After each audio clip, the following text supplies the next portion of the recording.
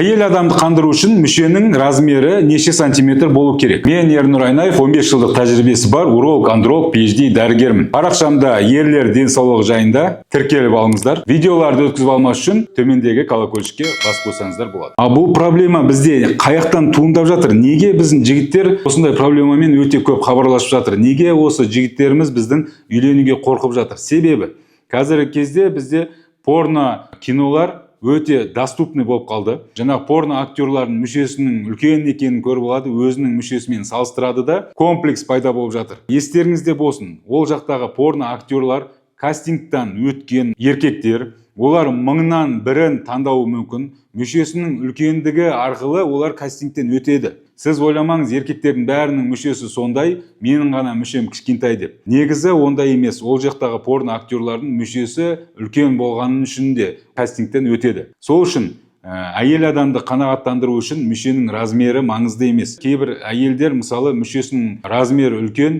жыныстық қатынасқа түскен кезде маған ауырсыну тудырады деп, жыныстық қатынас качественный болмай жатқан кездер болады. Сол үшін мүшенің размері жыныстық қатынасқа түсуге, оргазм алуға ешқандай қатысы жоқ екенін түсіну керек. Бастысы біз білу керекпіз, әйел адамның оргазм алатын органы ол сыртта орналасқан. Позаны дұрыс қолдана білу арқылы әйел адамды да, еркек адамды оргазм алса болады.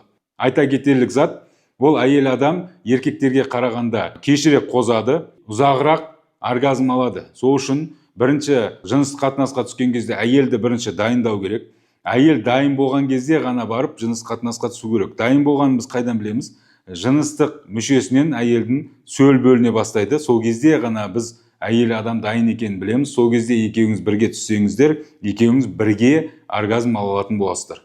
Ал егер сіз сразу бастай салып мүшеңізді кіргізіп жыныстық қатынасқа түсіп кететін болсаңыздар, әйел адам ұзақтау оргазм алады, ұзақтау қозады, сіз бітіріп қоясыз да әйеліңіз үлгермей қалады. Сосын ертең орталарыңызда келіспеушілік немесе ұрыс-керіс туындап жатады. Сол үшін жыныстық қатынасқа түсер кезде бірінші аймалау керек, әйелді дайындау керек. Ал мүшенің размері қандай болу керек деген жігіттерге жауап: 5 сантиметрден ұзын болатын болса, мүшенің размері ол ешқандай проблема жоқ деген сөз. Егер сізде 4 сантиметрден кішкентай болатын болса мүшеңіз, онда ол тұрған кезде 4 сантиметрден кішкентай болатын болса, онда ол микропенис болып есептелінеді.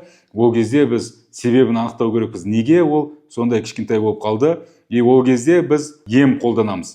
Ал егер жатқан кезде 5 сантиметрден жоғары, тұрған кезде 10 сантиметрден асатын болса, онда ешқандай проблема жоқ. Сіз жыныс қатынасқа түскен кезде әйеліңізге оргазм бере алатын боласыз. Ал егер сіз осы видеоны тыңдап алғаннан кейін де ешқандай өзгеріс болмаса, проблемаңыз ары қарай жалғасып жатқан болса, онда төмендегі номерге жазылып консультацияға келіңіздер. Ем шара қолданып проблемаларыңызды Алланың қалауымен шешеміз. Осындай видеолардың тұрақты шығып тұрғанын қаласаңыз, маған подписация етіп, үйленбей жүрген достарыңызға осы видеоны жіберіп қойыңыздар.